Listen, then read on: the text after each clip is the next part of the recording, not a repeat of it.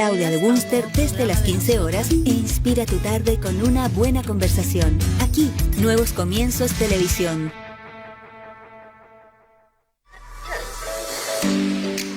Mis recuerdos, mis sueños, mi compañía, trayectos y los días más locos, las noches despierta, la música y un buen mensaje. Esto es lo que pasa cuando inicias con nosotros. Descubre la nueva experiencia Inicia Radio. En conexión con una larga y angosta franja de tierra. En conexión con la emoción de todo un país. En conexión con el acontecer de Arica a Punta Arenas. En conexión con lo que ven y sienten millones de chilenos. Inicia un nuevo horizonte, donde tú eres nuestra inspiración. Porque aquí tu historia puede comenzar de nuevo. Somos Inicia Radio, FM, digital, alta definición y ahora en todo Chile.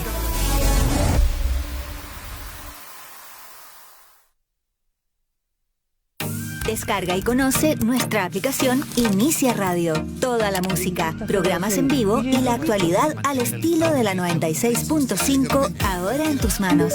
Encuéntranos como Radio Inicia o Inicia Radio. Disponible para dispositivos iOS y Android. Nos vemos ahí. Sea día o tarde, noche o amanecer, inicia tu vida con la mejor compañía. Somos Nuevos Comienzos Televisión. Nos quejábamos del tiempo, de que no había, de no pasar tiempo en casa. Te quejabas de la rutina, de no juntarnos. Haz una pausa, haz un paréntesis, reflexiona en lo que tienes, piensa en los tuyos. Si Dios está contigo, nada te podrá hacer frente. Yo me quedo en casa.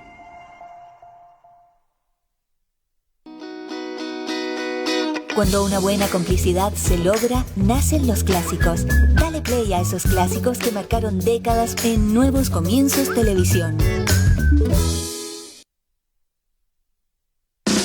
Mis recuerdos, mis sueños, mi compañía, trayectos y los días más locos, las noches despierta, la música y un buen mensaje. Esto es lo que pasa cuando inicias con nosotros. En Nuevos Comienzos Televisión. A continuación, Pauta C, por Nuevos Comienzos Televisión.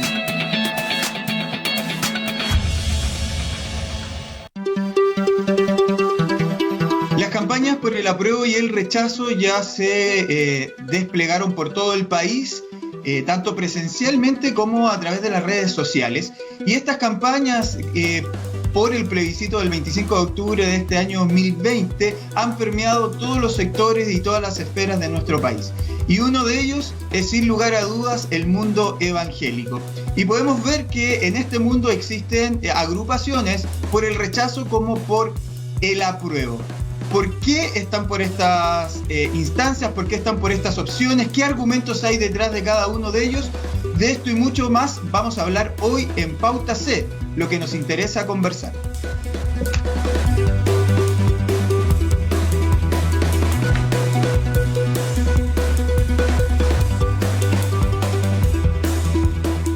Muy buenas noches, les damos la bienvenida a todos a Pauta C, un nuevo domingo. Son las 22 de la noche con 30 minutos y les damos la bienvenida a cada uno de ustedes. Gracias por estar aquí, gracias por acompañarnos un domingo más. Seguimos con este proceso constituyente, constitucional, histórico para nuestro país. Seguimos en Pauta C hablando de qué se trata, tratando de informar y llevar la mayor cantidad de detalles e información para ustedes, para que en sus casas ustedes con libertad de conciencia puedan tomar la mejor decisión y el 25 de octubre cuando vayan ahí a sufragar puedan hacerlo con toda la información sobre la mesa y no con, como lo decimos siempre, con campañas del terror o con información que está errada. Y es por eso que llevamos ya varias semanas y vamos a continuar hasta el último domingo antes de la votación entregando la mayor información posible para ustedes. Tenemos hoy invitados y los vamos a presentar de inmediato, pero antes recordarles que pueden participar con nosotros a través de las redes sociales, en Facebook ocupando el hashtag PautaC y ahí ustedes pueden poner todas sus opiniones. Recuerden que estamos a través de las pantallas de Nuevos Comienzos Televisión, la señal 15.3 de televisión abierta para toda la región metropolitana y a través de las plataformas digitales para todo Chile y todo el mundo. Presentamos a nuestro panelista habitual, ustedes ya lo han visto, ha estado varias veces con nosotros, Marcelo Muñoz, magíster en Gobierno y Política. Marcelo, ¿cómo estás? Muy bien, ¿cómo están? Buenas noches, gusto de saludarles. Este tiempo ya cada vez se va acercando más la fecha, así que también se pone el ambiente más cercano a las votaciones y más interesante, y es importante que la gente pueda tener más opinión, más argumentos y ir clarificando lo que va a votar para este 25 de octubre. Así que muy contento de estar esta noche.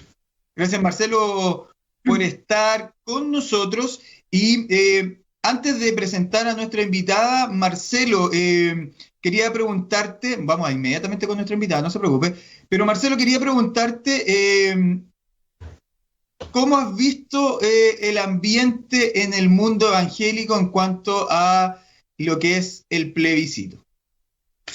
La verdad es que se activó ya fuertemente con la época de campañas y empieza a aparecer ya las posiciones, los grupos, las redes sociales hoy día, por el contexto en el que estamos, se transforma en un actor principal donde cada una de las posturas comienzan a aparecer con más fuerza, así que es interesante ver, uno está leyendo ahí en las redes, Facebook, Instagram, Twitter, las posiciones, y yo creo que es importante en el debate, y eso es interesante poder conversar hoy día, sobre todo con la invitada que tenemos, los argumentos, empezar allá con lo profundo, y no solamente quedarnos en la declaración del apruebo y el rechazo, sino que comenzar a trabajar argumentos para ambos lados, porque nuestro fin como programa es que la gente conozca en profundidad cuáles son los argumentos de ambas partes. Entonces, es por eso que es muy importante comenzar a profundizar.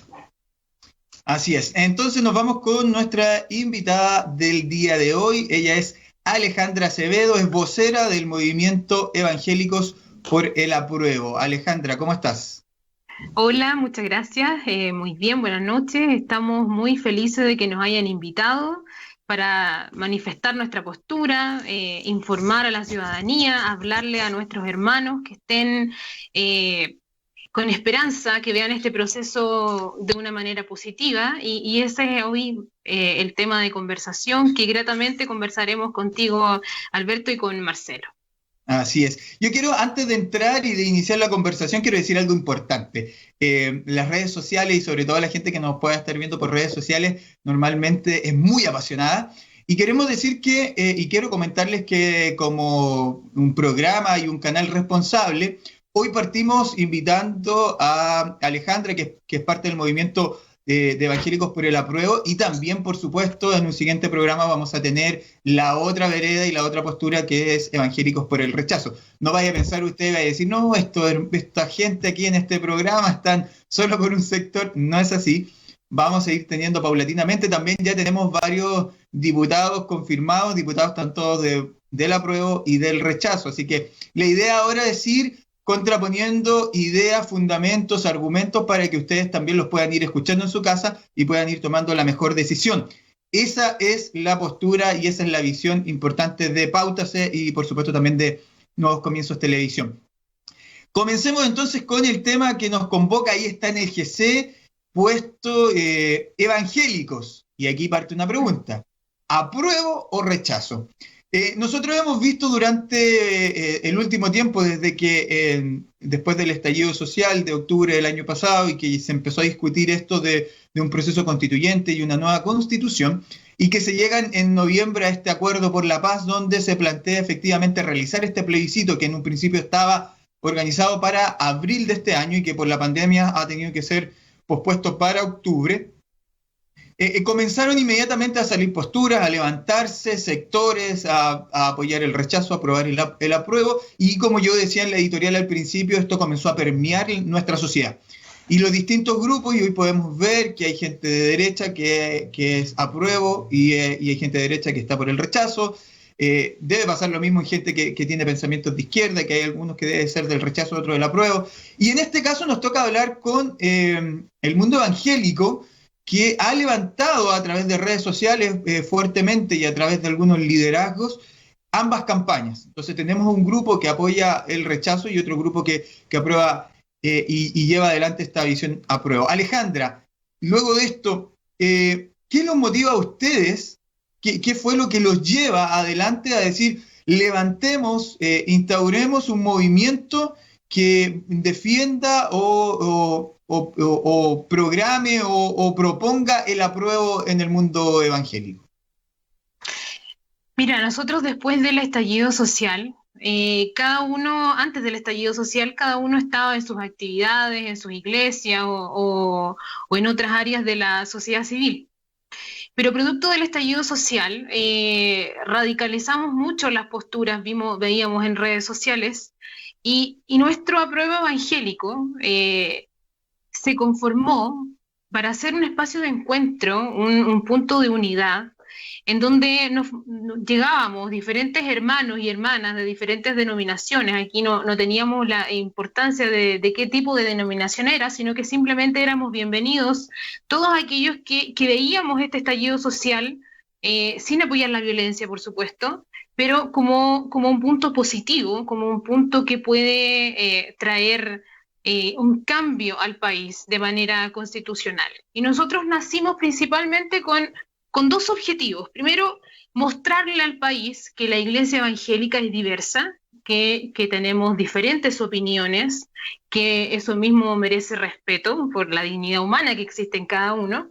Y también nosotros nacimos con el objetivo muy importante de contrarrestar esta campaña del terror, del miedo que se estaba instaurando, y mostrarle al país que los evangélicos también vamos por el apruebo, que los evangélicos también vemos en esto una oportunidad para mejorar nuestro país, y no todo lo contrario. Nosotros nuestros argumentos los basamos principalmente desde el ámbito jurídico y académico. Y lo único que le pedimos a nuestros hermanos que ingresan es que primeramente reconozcamos a nuestro Señor Jesucristo como Señor y Salvador, y que amemos al prójimo como a nosotros mismos. Y ese es el punto máximo de encuentro en donde los evangélicos por el apruebo nos unimos y le decimos al país y a los evangélicos que no tengan temor, que no están solos, que hay muchos como nosotros que piensan y ven este proceso constituyente como algo positivo. Y dices algo importante, Alejandra, y quiero ver tu opinión. Voy a comentar inmediatamente mi opinión, Marcelo, pero quiero escucharte a ti también. Y es que Alejandra hace un comentario que ha sido debate por harto tiempo en nuestro país, y es que si finalmente el mundo evangélico, estamos hablando que el INE en los últimos años está dando ahí a un porcentaje del 17% de la población que debería ser evangélica, protestante. ¿Es el mundo evangélico un mundo que genere, que sea un voto, por ejemplo? Es decir, el mundo evangélico vota así y es un colectivo unido, es un colectivo que está junto y que si todo el colectivo decide votar tanto, va a ir a votar tanto, o, como planteaba Alejandra, es algo diverso y distante. Ha sido un debate porque las últimas campañas presidenciales, los presidentes, todos los candidatos han tratado de incluir gente del mundo evangélico y han tratado de decir que ellos representan o el mundo evangélico los apoya a ellos. ¿Cómo lo ves tú, Marcelo, esto del voto del mundo evangélico? Yo creo que no existe, pero quiero escuchar tu opinión.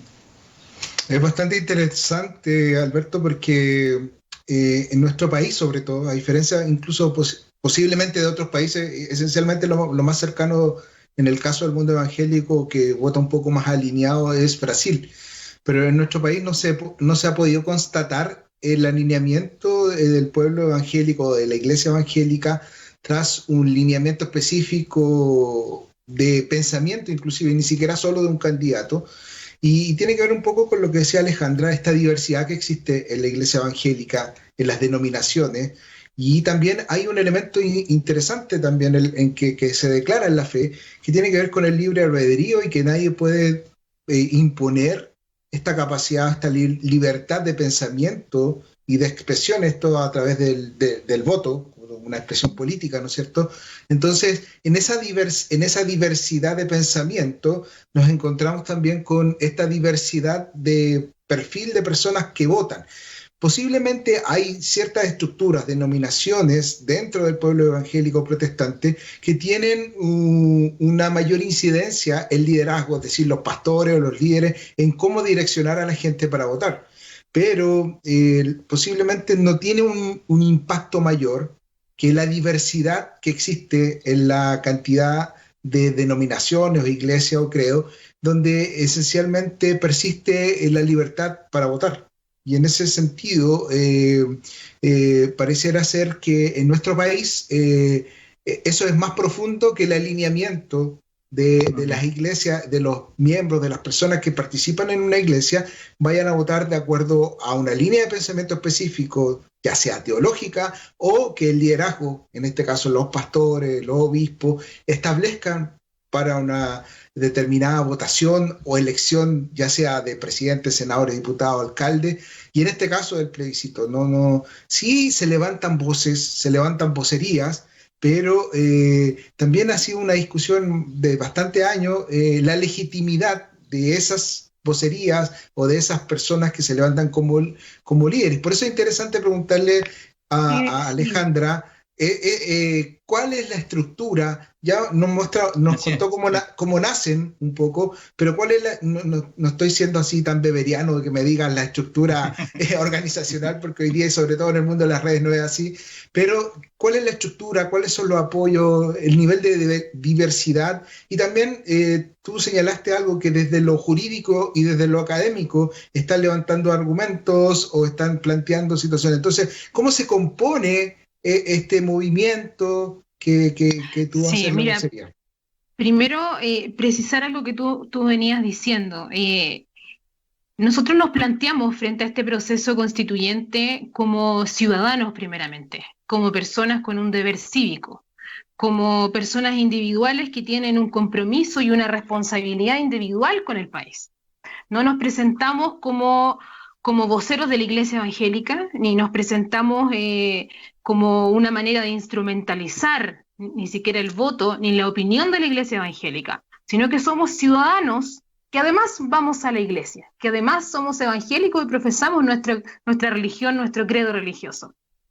Y en ese ámbito de cosas es que cambia completamente el paradigma, porque cuando tú te planteas así como la realidad que somos, porque no solo somos militantes de una iglesia evangélica, sino que también somos ciudadanos, también somos trabajadores, también somos estudiantes, también somos pensionados, estamos inmersos en este sistema, y hoy lo que tiene que reflejarse es nuestra intención de voto, gracias a que tenemos democracia y podemos hacerlo. Y esa es principalmente la gran razón de este periodo histórico y la gran diferencia con la anterior constitución o la actual constitución en este caso. Y referente a la pregunta que tú me haces, ¿cómo estamos conformados? Estamos conformados por hermanas y hermanos. Somos un colectivo que los agrupamos, diferentes profesiones, diferentes oficios del prójimo. Y en ese orden de cosas, estamos en unidad, reconocemos las diversas opiniones, reconocemos las diversas posturas, las respetamos al interior de nuestro colectivo.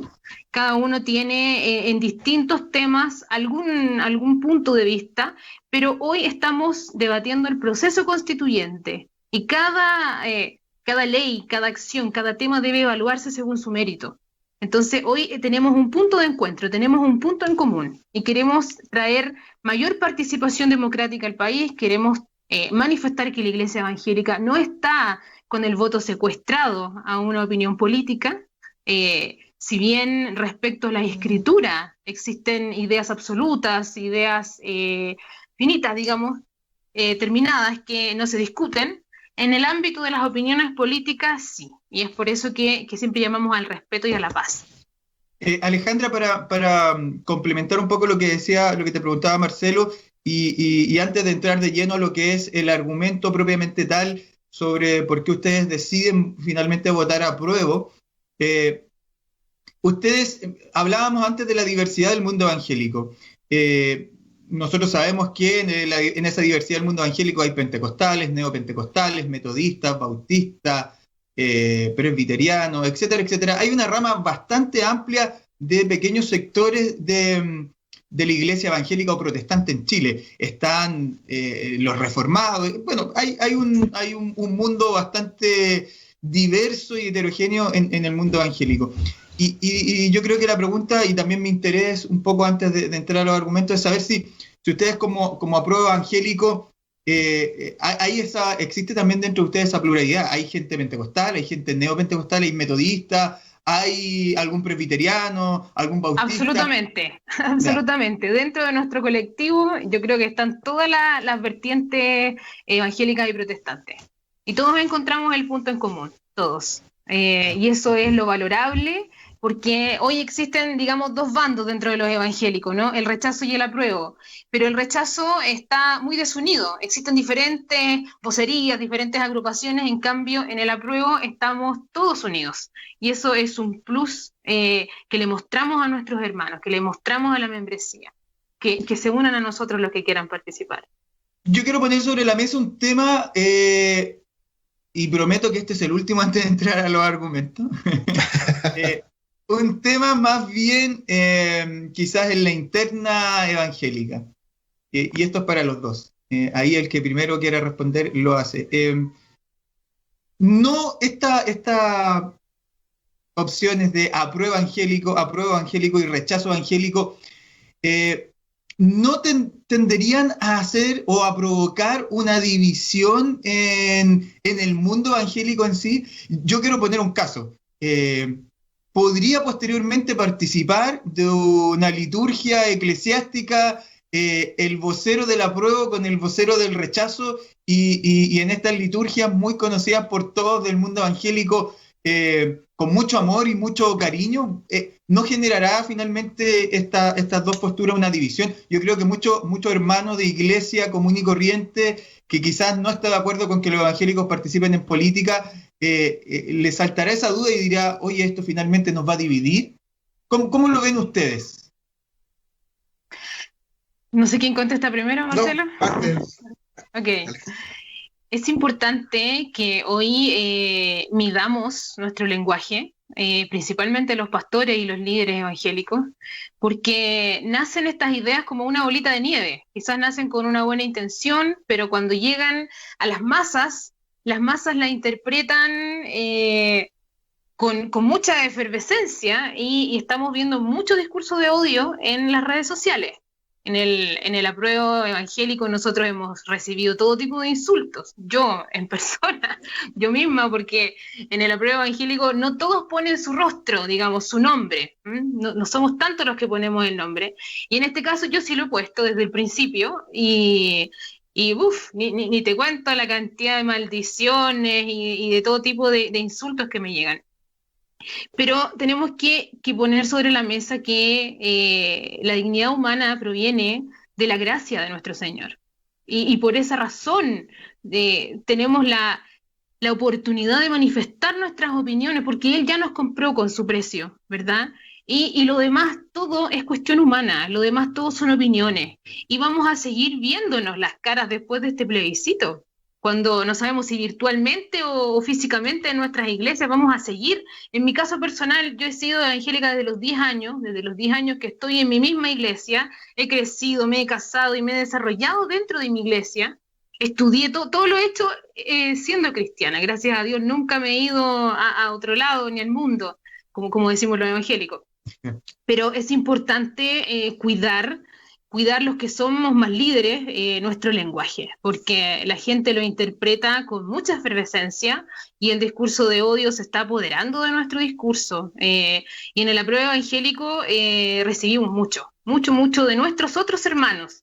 Y por supuesto que yo podría compartir una liturgia, una reunión con mis hermanos del rechazo. Es más, yo los conozco casi a todos personalmente, los conocía desde antes. Y no les daría vuelta la cara si los viera, la verdad. Les deseo la paz del Señor.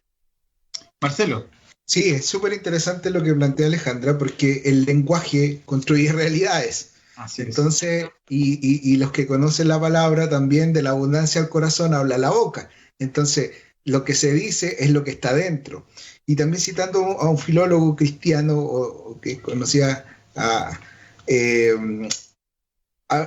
cuando él se refería a la política, él ponía el énfasis muy fuerte en el lenguaje y en la capacidad argumentativa.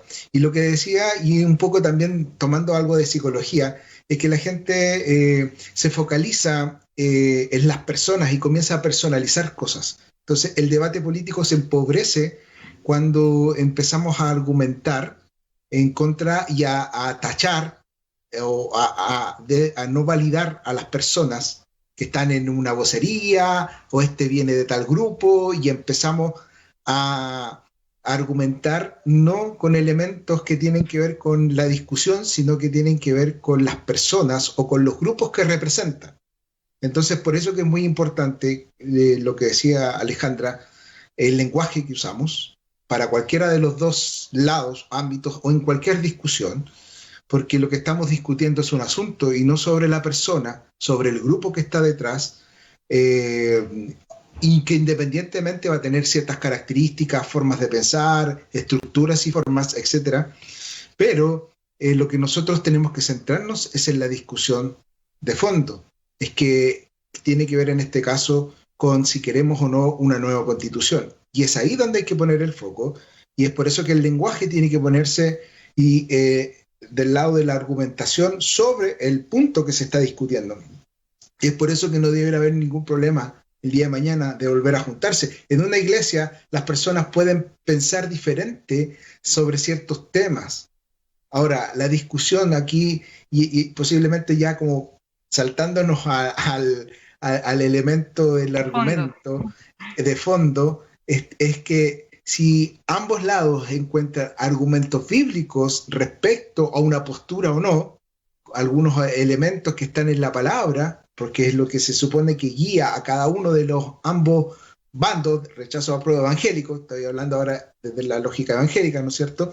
Se supone que se centran en la palabra, en lo que la Biblia dice, en lo que el Evangelio dice, y desde ahí nacen argumentos. Y ahí es donde es interesante poder profundizar desde cuál es la interpretación. Y ambas interpretaciones también deben ser valoradas, deben ser entendidas y respetadas, y entendidas desde un punto de vista que cada uno interpreta la palabra como quiere, y ahí, y como le fue construida su realidad en la religión, o en este caso en la vida que está teniendo.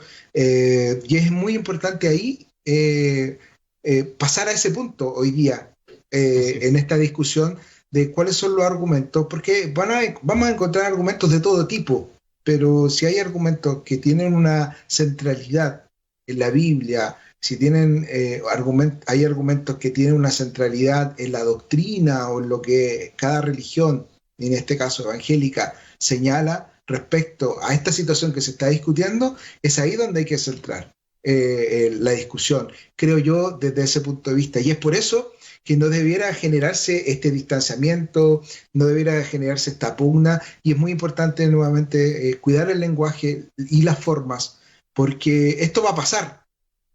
Y posiblemente el proceso va a seguir un año, si es que se aprueba, ¿no es cierto? Y viene todo eso, pero en 2 años más ya va a haber pasado esto, ¿se fija? ¿Y cuál es la discusión? Y el mismo tema pasa con los temas valóricos. Entonces, por eso que es importante, aquí no se trata de convencer al otro sobre un punto o no, sino que la convicción que cada uno tiene respecto a dónde está centrada lo que piensa y lo que cree. Marcelo dice algo importante, que es los temas valóricos, y vamos a partir por ahí con el tema de la argumentación, Alejandra. Bastante uno puede ver por redes sociales que bastantes grupos evangélicos o personas evangélicas o movimientos como el rechazo evangélico plantean uno de los grandes temas de cambiar la Constitución, es que un cristiano, un evangélico, no podría estar de acuerdo con aprobar una Constitución porque esta nueva Constitución va a dar pie a la aprobación del aborto, cosas valóricas que el evangélico constantemente o fuertemente trata de defender. Claro, el aborto, el matrimonio igualitario, la educación sexual de los niños en los colegios, y han centrado fuerte también la campaña en eso. Entonces, ¿por qué ustedes, que son evangélicos, estarían por el apruebo si finalmente se estaría corriendo el riesgo de que una constitución nueva pudiese permitir estas cosas? Bueno, partimos de un supuesto que merecemos explicar, ¿verdad? No está en riesgo estos puntos, nosotros no lo vemos como un riesgo. Cada punto se debe evaluar según su mérito y según la realidad jurídica de cada tema. Por ejemplo, si comenzamos con el asunto del aborto, vemos que el aborto, el Tribunal Constitucional en su fallo, lo declaró constitucional, me guste o no me guste. Aclaro inmediatamente que en el apruebo evangélico ninguno está por el aborto libre. Por supuesto que no. Por supuesto que no, pero aceptamos y vemos la realidad tal como son las cosas. El aborto ya es constitucional y ya existe. Y según el fallo mismo del Tribunal Constitucional, quien es el último que interpreta la Constitución, ellos dejan abierta la puerta al aborto libre porque jurídicamente no se entendería de que a pesar de que se consagre en la Constitución el derecho a la vida, de todas formas las legislaciones podrían permitir el aborto. Y eso lo vimos. Acá tiene que ver algo que decía la semana pasada Elías Ramos, que estuvo con nosotros, abogado, y es la ponderación de los derechos. O sea, tendría que ver que cuando se interponen dos derechos que son consagrados en la Constitución, finalmente, en este caso los jueces, ponderan qué derecho tiene superioridad sobre el otro. Supremacía sobre el otro, sí. Supremacía sobre el otro. Exacto, está la determinación de la mujer sobre su cuerpo y está el derecho a la vida del que está por nacer, digamos. Y el Tribunal Constitucional, quien es el que falló y zanjó al respecto, dijo que el aborto era perfectamente posible, no obstante tuviéramos una constitución que dijera que se consagra el derecho a la vida. Entonces, pensamos, y el argumento que nos dicen es, como las pañuelos verdes son las que están gritando por el apruebo, nosotros nos imaginamos que quizás ellas sean las que escriban la Constitución y quisieran escribir que, por ejemplo, ya no se consagra el derecho a la vida en la Constitución, lo cual es totalmente alejado de la realidad. No se puede hacer eso, digamos, porque dentro de las reglas del juego del proceso constituyente se escribió todo un nuevo capítulo de la Constitución. Y el artículo 135 pone un piso mínimo, pone garantías más que suficientes para que estemos tranquilos y en paz de que, primeramente, el derecho a la vida no se podrá sacar de la Constitución nueva que se escriba, independiente que tengamos o no tengamos aborto, porque con esta Constitución ya es perfectamente posible. Entonces, cada tema debemos ir viéndolo por su mérito. Luego, tenemos la consagración de la familia como el núcleo fundamental de la sociedad, que es un tema que también le preocupa mucho a los evangélicos porque dicen, ya no estará centrado en la familia, sino que en la persona humana. También está completamente imposible de cambiar la familia como un núcleo fundamental de la sociedad porque también está consagrado en los tratados internacionales ratificados que se encuentran vigentes por Chile. Tenemos aquí que cuando este artículo 135 pone el límite en los tratados internacionales ratificados y vigentes, dejamos afuera todo lo que es el soft law, como se dice, que es como este derecho que tiene que ver con las directrices que dicen los países, las organizaciones internacionales, con las manifestaciones de voluntad, con las recomendaciones, y eso no entra dentro de los tratados internacionales ratificados y vigentes. Y dentro de estos tratados ratificados y vigentes no solo están dentro del ámbito moral incluidos la familia, el derecho a la vida, la libertad de conciencia, que es un gran temazo para los evangélicos que nos van a cerrar nuestras iglesias y va a comenzar el apocalipsis, sino que también estos tratados internacionales se versan sobre materias económicas, se versan sobre la propiedad privada. Entonces vemos que esta campaña que se centra solo desde el punto de vista moral, lo que viene a hacer es, nosotros lo vemos como que crean un monstruo, ¿no? Vemos este proceso constituyente como un monstruo que nos quiere quitar la vida, que nos quiere quitar la familia y que nos quiere cerrar las iglesias, lo cual todo no es posible de hacer. Por eso nosotros llamamos a la paz y a la tranquilidad. No es posible que eso no se escriba, porque es uno de los pisos mínimos. Entonces, nos muestran este gran monstruo valórico, y nada más que valórico, y enfocamos este proceso constituyente solamente desde una mirada valórica. y dejamos fuera todos los otros temas que son de real importancia, porque esto no está en juego hoy. Mira, hermanos, si existiera la mínima posibilidad de que perdiéramos nuestra libertad de culto, es que no habría más discusión, no habría más conversación. No solo la Iglesia evangélica se uniría a defender esta causa, sino que también se uniría a la Iglesia católica, hablaría hasta el Vaticano, hablaría todo el mundo, diría, no, por supuesto que no, porque la libertad de conciencia no solo te permite manifestar tu credo, sino que les permite a las personas que quieran no manifestar ningún credo, les permite a las minorías sexuales identificarse como lo que quieren, y así. Entonces es un derecho humano de primera generación que nadie está dispuesto a transar, y que si vemos la realidad de las cosas en el estallido social, nadie está alegando eso, nadie gritó eso. Nos centrábamos en las injusticias, nos centrábamos en la falta de equidad, en la distribución de la riqueza, en otros temas, no en estos temas valóricos. Entonces, en el apruebo evangélico les hacemos un llamado a los hermanos a que se vean a sí mismos como lo que realmente son. No solo son militantes de una iglesia, sino que también son trabajadores, también son ciudadanos, también son estudiantes, también necesitan mejorar este país, y este es un espacio para hacerlo. No decimos que con esto se va a acabar toda la maldad en el mundo, ni que el país va a ser justo y 100% democrático. No, obviamente que no, entendemos las implicancias, pero sí es una gran oportunidad para aportar en esta participación democrática. Alejandra, hace un par de semanas estuvimos con una profesora, doctora en Derecho, que nos decía, no quiero discutir el punto, pero solo quiero desde ahí avanzar hacia un segundo punto que tiene que ver con lo que estabas planteando.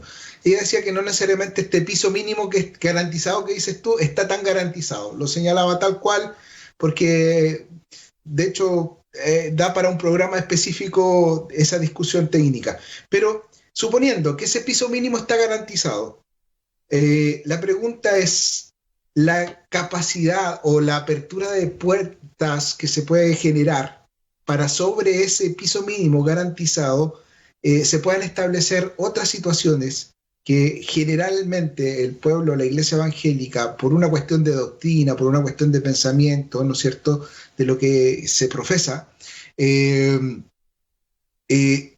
en riesgo. Por ejemplo, tú hablaste del derecho a la vida, bueno, el aborto tú dices ya está garantizado, pero ahora se establece de nuevo el piso mínimo en la vida, pero se abre de nuevo la discusión con una diversidad supuestamente mayor en lo que vendría, ¿no es cierto?, porque ese también es el temor. Yo estoy hablando un poco de lo que la gente dice o lo que piensa, no estoy ni siquiera hablando necesariamente por lo que yo estoy pensando, y entonces, y en esa incertidumbre de cómo se conformaría, ¿no es cierto?, o la asamblea mixta o completamente elegida, hay también un temor de cómo va a quedar conformada los mecanismos para trabajar la Constitución, y se abre como un horizonte muy amplio, y en esa gran diversidad de cómo pueda ser compuesta, ¿no es cierto?, la Asamblea o quienes van a ser los que redacten la Constitución, se abre mucho el espacio. Y hay otros que dicen, no, es muy reduccionista, es decir, ¿sabes qué? La cancha está muy marcada, un poco lo que tú decías con estas garantías.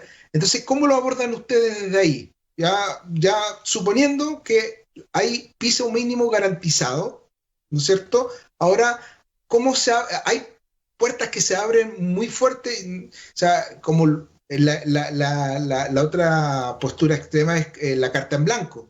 Ustedes dicen, no hay carta en blanco, hay mínimos garantizados. Bueno, luego, avancemos. Hay una posibilidad de situaciones desde el punto de vista cristiano, evangélico, ¿no es cierto?, es decir, que se vulneren lo que la iglesia cristiana piensa y cree muy fuerte en ese segundo análisis o en esa segunda etapa, en cuanto a lo que ustedes proyectan. No sé si me entiende la pregunta. Sí, te la entiendo. Okay. Cada abogado, digamos, tiene una distinta interpretación de las cosas y tiene que ver más que nada con su ideología personal, ¿no? Lo mismo saben los jueces, todo el mundo tiene su propio sistema de pensamiento y es donde deposita su esperanza, deposita su conocimiento al final como acabado. las materias que nos preocupan como evangélicos son transversalmente, ¿no? Digamos, la ideología de género, por ejemplo, el matrimonio igualitario. Son los temas ¿qué va a pasar con eso? ¿Nos van a obligar a los pastores a casar y si no nos vamos a ir presos? ¿Qué va a pasar con eso? Es como el gran temor que tenemos, ¿no? La mayoría de los evangélicos. Pero tenemos que verlo que la ideología de género ya está en el país, ya es una ley, tenemos la educación sexual integral que está a puertas de ser aprobada, tenemos un cambio de cómo se enfocan los derechos, digamos, referente a la infancia, y ese debate lo más probable es que quede zanjado antes de que se escriba la nueva Constitución.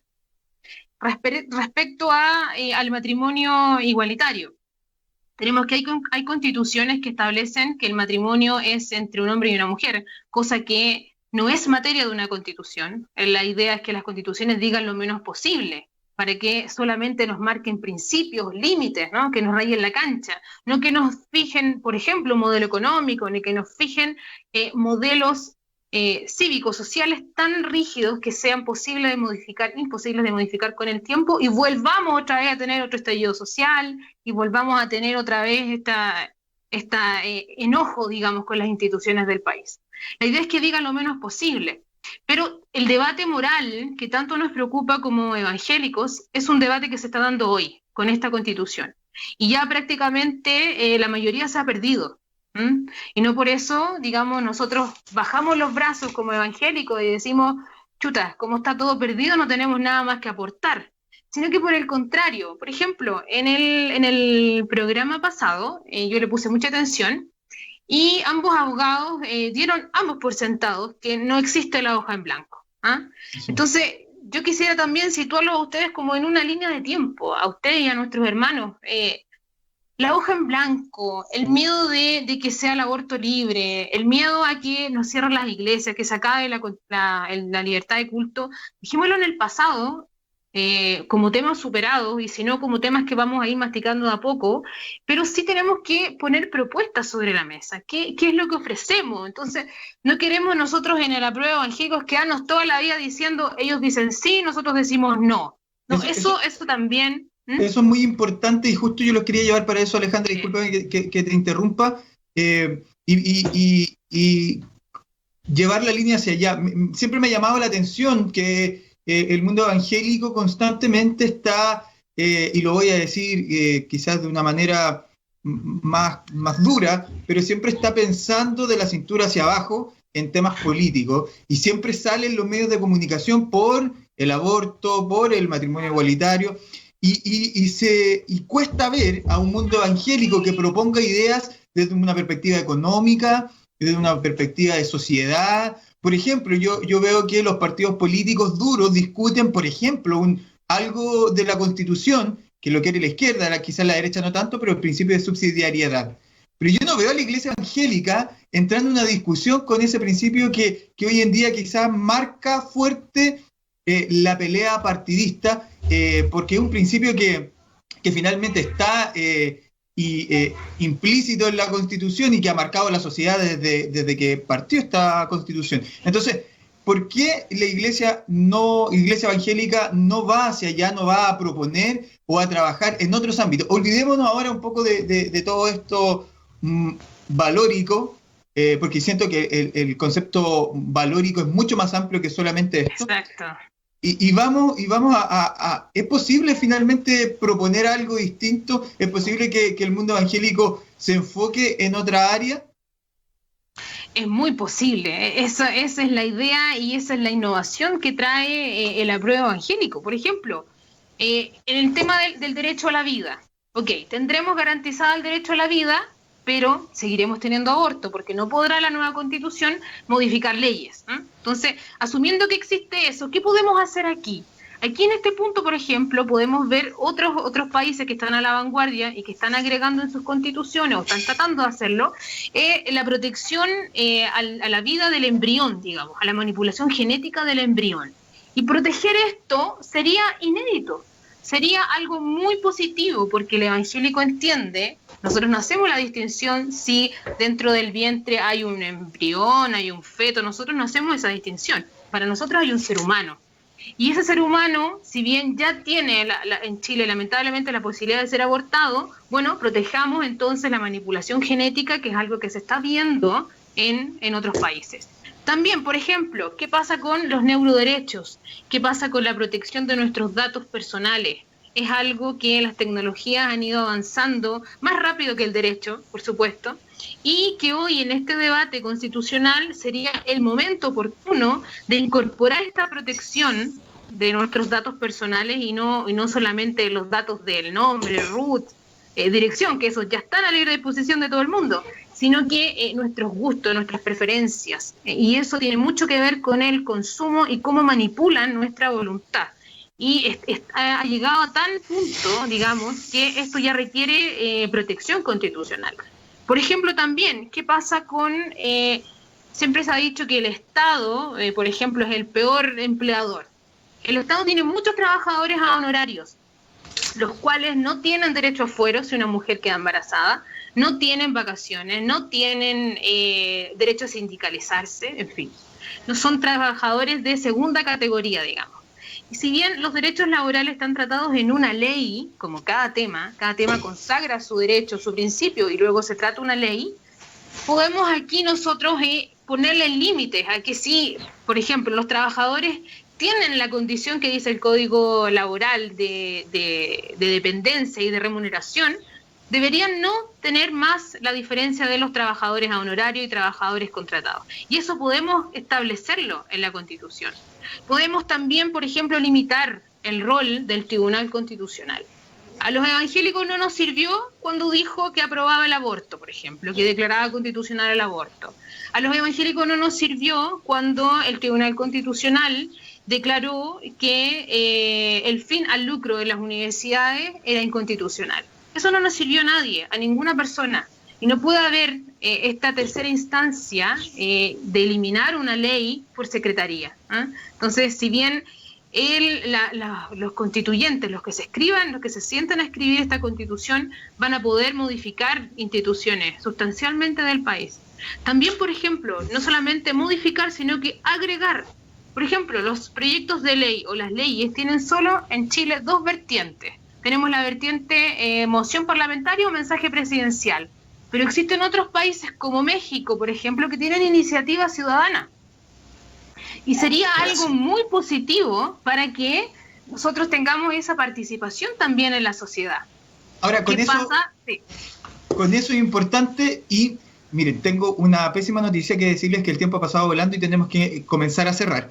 Pero, con lo que estás diciendo, Alejandra, y quiero llevarlo a los dos y con esto poder ir haciendo unas conclusiones, te voy a poner contra un poco la pared, Alejandra, en el sentido que efectivamente es súper importante la participación ciudadana, y lo que nos mostró el estallido social de octubre es que la gente quería eso, más participación ciudadana, el que la gente fuera tomada en cuenta. Pero cuando vemos el Acuerdo por la Paz de noviembre del año pasado, aparece luego de eso una comisión técnica que empezó a redactar todo para la reforma constitucional y para que este plebiscito se llevara a cabo, y finalmente acuerdan, entre comillas, no es literal, pero entre comillas acuerdan dejar a la ciudadanía fuera del proceso. ¿Por qué? Porque dejan claro que la participación o la elección de los posibles constituyentes va a ser a través del sistema de elección de partidos políticos. Es decir, cómo hoy en día la gente... Claro, que cómo hoy día la gente vota para elegir diputados y senadores. Es decir, que un independiente, además con estar en pandemia, un independiente no va a poder, va a ser muy difícil que un independiente, por ejemplo, tú, Alejandra, si fueras independiente a ser un constituyente, tienes muy pocas opciones de salir electo. Entonces, ¿quiénes son los que tienen las grandes posibilidades de salir electos para una posible convención constituyente? Son la gente de los partidos políticos, que van a ir en la lista de los partidos políticos y finalmente... Y los que vayan en los primeros lugares. Que además... Eran los que vayan más abajo. Y en estos días en la prensa salió que, por ejemplo, varios sectores de la izquierda, varios partidos de centro izquierda ya están conformando sus listas de constituyentes, y vemos caras de exdiputados, de ex senadores, de gente de la ex concertación. Entonces la ciudadanía empieza hoy en día a decir, oye, me dijeron que vamos a mejorar la participación, pero vuelve a ser un proceso elitista de partidos políticos. Entonces, ¿cómo aseguramos la participación ciudadana? ¿Cómo aseguramos que va a ser una constitución que reúna al pueblo de Chile si finalmente siguen asegurando el proceso para los mismos de siempre? Entonces, ahí hay un punto que los quiero llevar a los dos, Alejandra y Marcelo, para ir cerrando. Partimos nosotros, cuando retornamos a la democracia, con un sistema binominal. Gracias a Dios eso se eliminó. Partimos también y ya se eliminaron los senadores designados y los generales de las Fuerzas Armadas, lo cual también ha ido avanzando, ¿eh? Pero en este proceso democrático la realidad es que nada es 100% como uno lo quisiera, ¿no? Pero de todas formas es mejor a como se escribió la actual Constitución. Se escribió entre muy pocas personas, nadie las eligió, el plebiscito que ratificó la Constitución, no hubo una transparencia ni unos controles, cuestión que hoy no va a pasar. De todas formas, se han abierto la posibilidad de escaños reservados de independientes en muy poco porcentaje. Los pueblos originarios también se ha ido avanzando en eso, y la paridad entre hombres y mujeres. Las reglas del juego fueron escritas por ellos mismos, quienes por supuesto quieren mantenerse en el poder. Y esto lo hablo para derecha y izquierda. Pero en esta nueva Constitución tenemos la posibilidad de reescribir estas reglas del juego. No de la misma, sino que del Chile que se avecina. Y pedirle al Señor la estrategia, la forma, cómo llegar ahí. Sí, militar justo antes en un partido, como lo están haciendo algunos evangélicos del rechazo, que están conformando su partido, u otros se están inscribiendo en partidos grandes, para poder ir a estar con un puesto en ese lugar. Y buscar, porque no solamente los cristianos, digamos, son los que quieren el bien para el país. Hay muchos otros militantes de otros partidos que no se profesan la religión cristiana, pero sí están de acuerdo con nuestros valores, pero sí están de acuerdo con nuestros principios. Entonces no podemos cerrarnos a decir que si no es evangélico, no es de Dios o no es bueno, ¿no? Porque eso mismo es lo que nosotros hemos experimentado en el apruebo. Como que si no vamos por el apruebo, no vamos por el rechazo, no somos de Dios. Entonces ese cambio de paradigma es el momento de comenzar a utilizarlo. Marcelo. Sí, interesante los planteamientos de Alejandra, y por eso que yo preguntaba un poquito la estructura que ustedes tenían, no con el fin de que me dijeras cómo estaba el organigrama, sino que porque veo que hay sustancia detrás, hay trabajo, y eso significa que hay más gente, y que a lo mejor sus ideas y lo que están planteando debiera estar o está, no lo sé. Ahí acuso de ignorancia, y sería bueno que usted esté en algún lugar físicamente. Hoy día estamos en las redes, estoy hablando de una página web, estoy hablando del Facebook, Instagram, de alguna, porque la idea central tiene que ver con la discusión de ideas y argumentos frente a esto, y lo que tú estás planteando comienza a dejar un poco más claro a gente que no lo tiene tan claro y que se ha comprado, por ejemplo, esto de la Carta Blanca. Solamente hacer ese paréntesis, por eso es importante que la discusión de ideas se dé en este tipo de espacios, que es un espacio público para la discusión, pero que también se aloje en algún espacio público de la red, que es importante eso, y se ve trabajo detrás, y ese trabajo se valora, y esa reflexión o discusión también es importante que otros lo puedan conocer, que es lo mismo que estamos hablando, la participación, tanto para con mecanismos que garanticen mayor participación en ciertos espacios de decisiones, como este que es tan importante, también tienen que ir de la mano con espacios para la información y para que las personas puedan instruirse en base a ciertos temas. Y eso es muy importante, por eso ahí no sé si el desafío es que todas estas ideas, porque yo te planteaba y te hacía la pregunta de respecto, ya está el servicio garantizado, vamos por más, que vamos a ir a otro nivel, ya no vamos a discutir sobre eso, y hay cosas que ya están planteadas, pero sobre puertas que se abren o puertas que se puedan cerrar, discusiones que se puedan dar sobre diversos temas, ya no solamente en el enfoque en lo valórico, sino que en todo, porque cuando eres cristiano y eres persona, te involucras en todo, en la economía, en la cultura, etcétera, etcétera. Y es ahí donde ese punto tiene que ponerse muy, muy fuerte, de establecer esos argumentos en algún lugar, alojarlos, difundirlos. Y esto es tanto para el apruebo como para el rechazo. O sea, lo que pensamos, lo que creemos, lo que argumentamos, pongámoslo a disposición de la gente. Y eso también es profundizar en la democracia. O sea, nosotros, una de las cosas que también no nos encontramos en este nivel de igualdad es que la información se esconde, es que hay asimetría de poder y asimetría de información, dado porque la información no está disponible. Entonces, mientras más información tengamos, también la gente puede participar con mayor profundidad.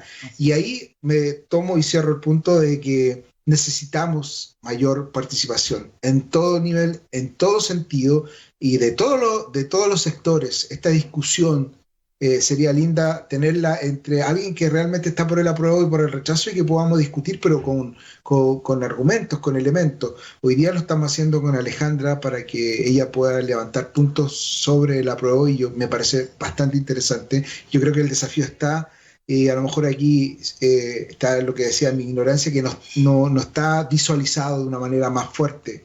Y sería importante que lo que ustedes han venido trabajando lo levanten como información, porque también ayuda a la participación. Alejandra, te voy a dar ahora 30 segundos para que puedas cerrar con una idea general, y además para que, como lo que estaba diciendo Marcelo, puedas mencionar las redes sociales que ustedes tienen para que gente que pueda estar viendo, que sea evangélica y que esté interesada en conocer más del pensamiento de la prueba evangélico, pueda seguirlo en las redes y pueda darse también por enterado. Así que te dejo una palabra de cierre para la gente que te está viendo en la casa. Muchas gracias. Les hago un llamado a los cristianos a que voten y piensen este proceso en libertad, en conciencia, sin temores. Los invitamos a nuestras redes sociales que están en el apruebo evangélico en Facebook, Instagram y Twitter. Tenemos ahí nuestra declaración de principios, tenemos cabildos que estamos organizando, tenemos diferentes seminarios que vamos a todos lados virtualmente en este momento, pero estamos yendo a muchas iglesias a compartir estos mismos planteamientos. Tratemos de sacar el debate desde lo que hoy no está en riesgo y velemos por un país mejor. Aportemos en este debate constituyente desde la paz y desde la dignidad y del amor al prójimo. Esos son nuestros ejes fundamentales y los bendecimos, hermanos, y muchas gracias por la invitación. Gracias, Alejandra. Marcelo, te dejo ahí con unas palabras de despedida y cierre. No, agradecer a Alejandra, agradecer este tiempo, esta oportunidad. Como yo digo, este es un espacio público para la discusión, para la argumentación, para que nos informemos y para que votemos luego en conciencia. Lo más importante, por sobre todas las cosas, es participar, y participar informados y teniendo claridad y convicción de lo que nosotros estábamos haciendo. Podemos estar equivocados, podemos tener razones, lo importante es participar en este ejercicio democrático. Si yo no tomo decisiones, otro las toma por mí, y es importante que nosotros podamos participar en este proceso, y para eso debemos informarnos y estar atentos a lo que está pasando. Así que un cariñoso saludo a todos nuestros fieles auditores y televidentes.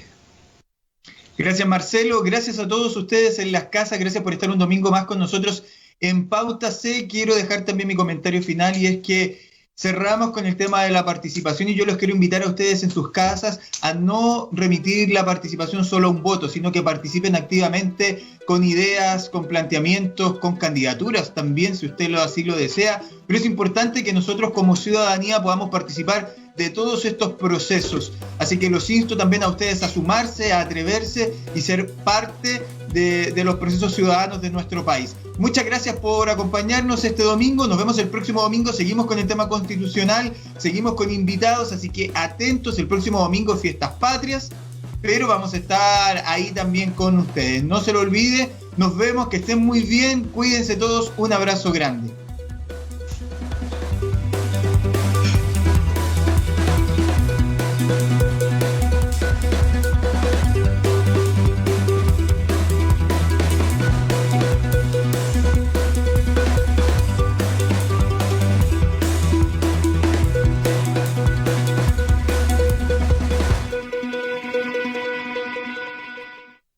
Un nuevo día